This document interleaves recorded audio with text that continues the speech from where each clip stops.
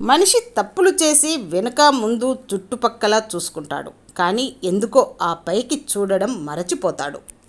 నీవు ఒక అబద్ధం చెప్పడం వల్ల నీ నమ్మకాన్ని కోల్పోతావు. తర్వాత నువ్వు 1000 నిజాలు చెప్పినా ఎవ్వరూ నిన్ను నమ్మరు. పడిపోతానని నువ్వు భయపడితే నీకు నడక రాదు. ఓడిపోతానని నువ్వు భయపడితే నీకు విజయం రాదు. ఫలితం నువ్వు నిర్ణయించకు, ప్రయత్నిస్తూ పోతే ఫలితం అదే వస్తుంది. చిమ్మ చీకట్లో చిన్న దీపం ఎంత వెలుగునిస్తుందో, మనం బాధలో ఉన్నప్పుడు ఆత్మీయులు ఇచ్చే చిన్న ఓదార్పు కూడా మనకు కొండంత ధైర్యాన్ని ఇస్తుంది. ఈ సమాజంలో మనిషి సృష్టించిన డబ్బుకు ఉన్న విలువ దేవుడు సృష్టించిన మనిషికి లేదు. మాట అనేది నిచ్చెన లాంటిది, పైకి తీసుకెళ్ళగలదు, అలాగే క్రింద పడవేయగలదు. తెలుసుకో. జ్ఞానాన్ని మనం సంపాదించనక్కర్లేదు, అజ్ఞానాన్ని విడిచిపెడితే చాలు. మనిషికి ఓర్పు అవసరం. ఓర్పు లేని మనిషి నూనె లేని దీపం లాంటి వాడు. కష్టార్జితంతో బ్రతికేవాడు జీవితంలో ఎప్పుడూ తలదించుకోవాల్సిన అవసరం ఉండదు. పరిస్థితులు కాదు మానవుడిని సృష్టించింది, మానవుడే పరిస్థితుల్ని సృష్టించుకున్నాడు. సంపదకు కేవలం డబ్బు మాత్రమే కొలమానం కాదు. మంచి ప్రవర్తన, మంచి పనులు చేసే వ్యక్తి నిజంగా ధనవంతుడు. ఈ లక్షణాలు లేని వ్యక్తి ఎప్పటికీ పేదవాడిగానే ఉంటాడు. జీవితంలో ప్రతి కష్టానికి ఒక కారణం ఉంటుంది, కానీ ప్రతి కష్టాన్ని దాటడానికి ఓ అవకాశం ఉంటుంది. పైవారితో గౌరవంగా, సాటివారితో స్నేహంగా మెలగడం కాదు, తనకన్నా తక్కువ వారితో మెలిగే తీరే వ్యక్తిత్వానికి అద్దం పడుతుంది. నిజం అన్నిసార్లు గెలవకపోవచ్చు, కానీ అది గెలిచిన రోజు అబద్ధాలను పునాదులతో సహా పెకలించి వేస్తుంది. కూలదోయడం తేలికే, నిలబెట్టడమే కష్టం. అది ఇల్లైనా, కాపురమైనా, జీవితమైనా. జీవితం చాలా చిన్నది, అనుభవించు. భయం సర్వసాధారణం, ఎదిరించు. జ్ఞాపకం శక్తివంతమైనది, ఉపయోగించుకో. కొద్ది కోరికలతో, చిన్న విషయాలతో తృప్తిపడటమే ఉత్తముని లక్షణం. అనుభవం నేర్పిన పాఠాలకు విలువ ఎక్కువ, ఆచరిస్తూ చెప్పే మాటలకు ఆదరణ ఎక్కువ. ఇష్టంతో చేసే పనులకు విజయాలు ఎక్కువ. ఎదుటివారిలో మంచినే చూసే మనసుకు ప్రశాంతత ఎక్కువ.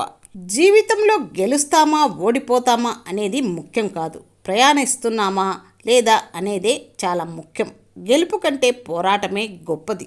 దేహంలో ఆరోగ్యం, మనసులో ఆనందం, ఈ రెండు ఉన్నవారిదే అసలైన గొప్ప జీవితం.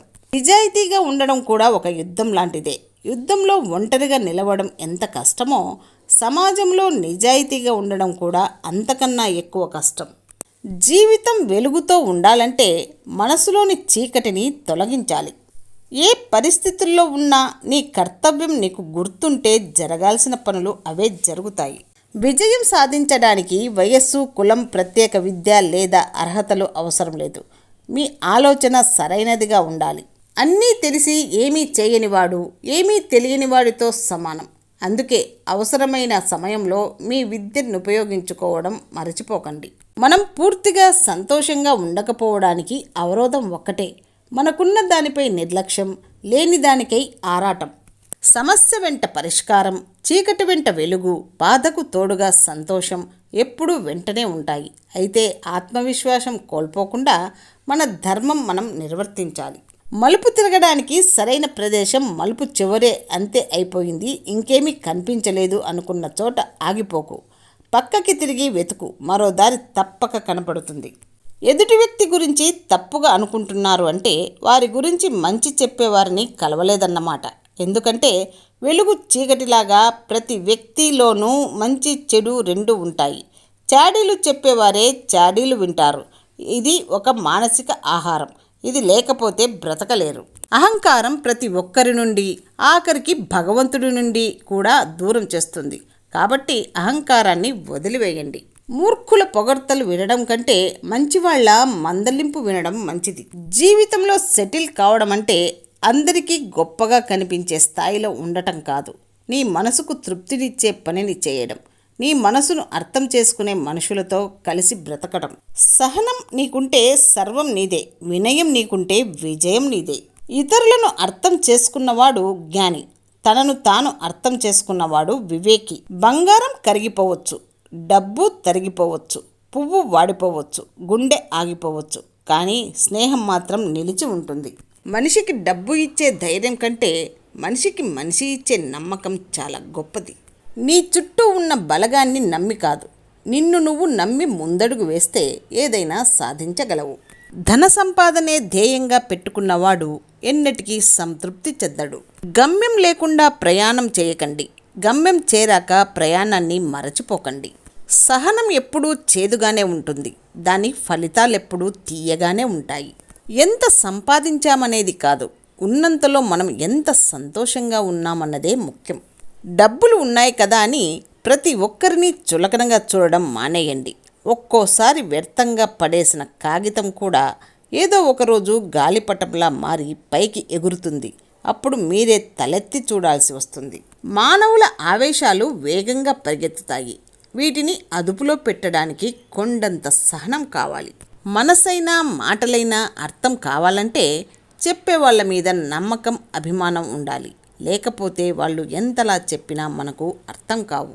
మనిషికి నిజమైన సంపద సంతోషం, ఆరోగ్యం మాత్రమే, బంగారం, నగలు కాదు.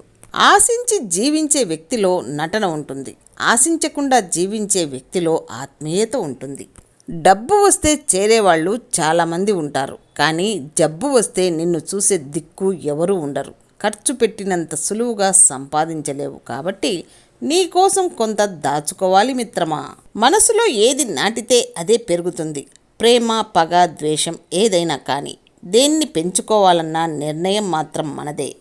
ఓటమిని ఓడించడానికి కావలసింది ధైర్యం కాదు, ఓర్పు.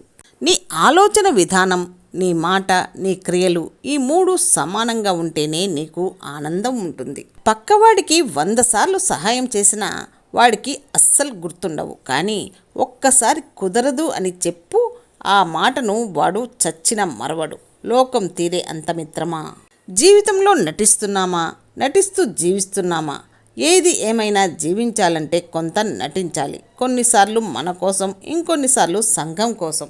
అదృష్టం ఒక్కసారి రావచ్చు, అవకాశం అనేది 2 సార్లు రావచ్చు, కానీ నీ కష్టానికి తగ్గ ప్రతిఫలం మాత్రం నీకు ఎప్పుడూ ఉంటుంది. ప్రేమానురాగాలు పల్చబడితే చిన్న పొరపాట్లే పెద్ద తప్పులుగా కనిపిస్తాయి.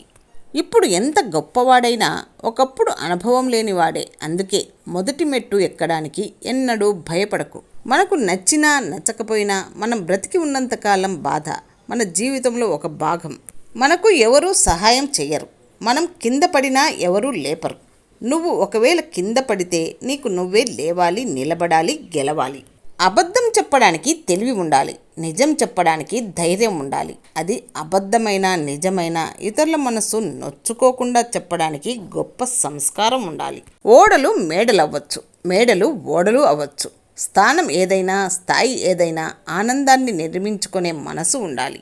బ్రతకడానికి కష్టపడు, ఏదైనా సాధిస్తావు. కానీ కష్టపడకుండా బ్రతకడానికి ఇష్టపడకు, ఏం సాధించలేవు.